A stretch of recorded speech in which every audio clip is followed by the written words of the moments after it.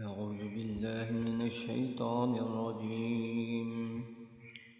بسم الله الرحمن الرحيم. لا أقسم بهذا البلد وأنت حل بهذا البلد ووالد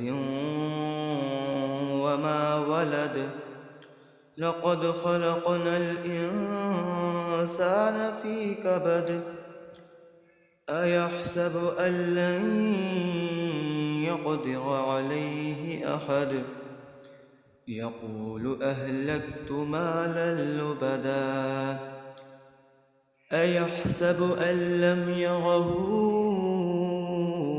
أحد ألم نجعل له عينين ولسانا وشفتين وهديناه النجدين فلاقتحم العقبة وما أدراك ما العقبة فك رقبة أو إطعام في يوم ذي مسغبة يتيما ذا مقربة أو مسكينا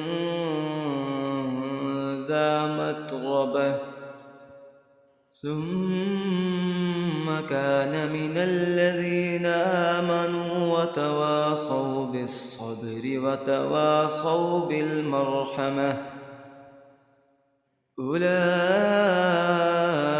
أصحاب الميمنة والذين كفروا بآياتنا هم أصحاب المشأمة عليهم نار